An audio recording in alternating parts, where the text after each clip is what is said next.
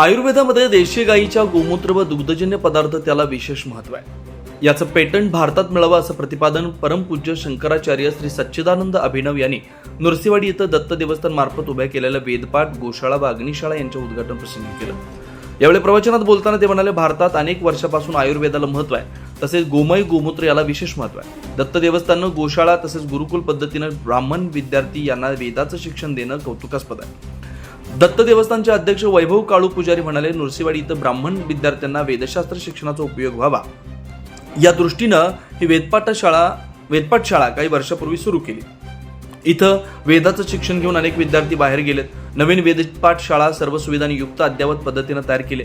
या प्रसंगी बोलताना करवीर पीठाचे शंकराचार्य विद्या नरसिंह भारती यांनी संधीचे महत्त्व सांगितलं.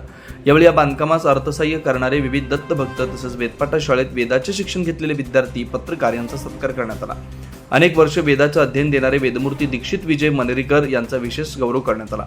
तसेच संकेश्वर पीठ शंकराचार्य श्री सच्चिदानंद अभिनव विद्या नरसिंह भारती यांनी उपस्थित प्रवचनाद्वारे मार्गदर्शन केलं. विद्या नरसिंह भारती यांची विशेष उपस्थिती होते. इथं सेवानिवृत्ती गुरुचरित्र पारायण करण्यासाठी येणाऱ्या भाविकांसाठी सुसज्ज खोल्या बांधल्या असल्याचं अध्यक्ष वैभव काळू पुजारी यांनी नमूद केलं.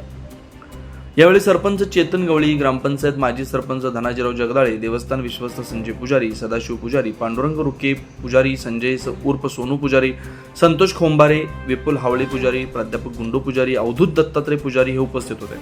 आभार देवस्थानचे सचिव गजानन गेंडे पुजारी यांनी मानले.